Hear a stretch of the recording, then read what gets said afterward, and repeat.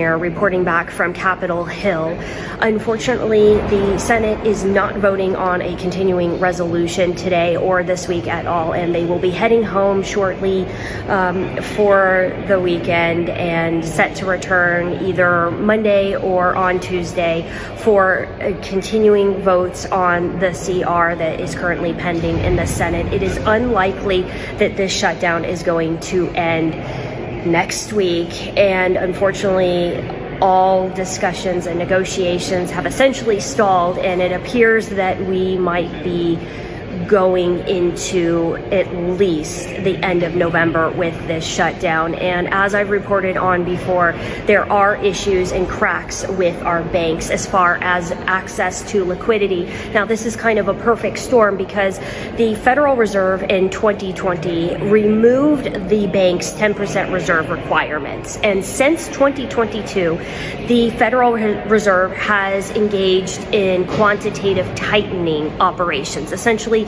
to pull liquidity out of the marketplace. And this hits right now as the shutdown is occurring at a point in time when direct deposits of billions of dollars of federal workers, military, Title 32, National Guard may or may not be showing up this week. And as I've demonstrated over the past 2 weeks, the banks since the 15th, since direct deposits have been missed, have borrowed $52 billion as of today. So that access to the liquidity, to the repo market stalled a little bit today. They borrowed $2 billion $2 billion in emergency relief. However, that is expected to just continue to get worse over the next few days as the lack of liquidity is causing serious issues for the banks.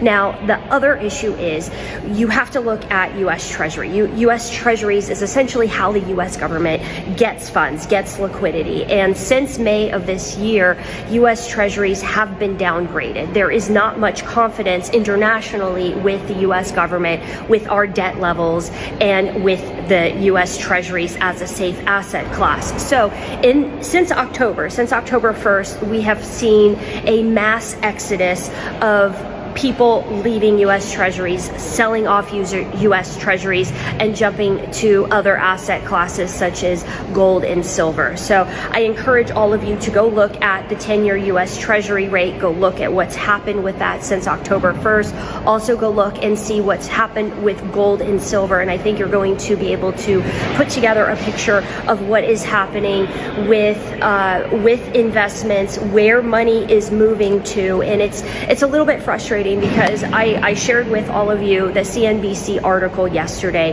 that hinted at the Reserve trying to ease liquidity and that there was an issue with bank reserves, yet the article did not discuss at all the billions and billions of dollars in government pay, in military pay, in contractor pay, in funding that was not going to the banks at all, and did not make that connection between the date of the 15th of the missing paychecks and that date of when the banks immediately started accessing liquidity on an emergency market. And so that is my problem with the mainstream media.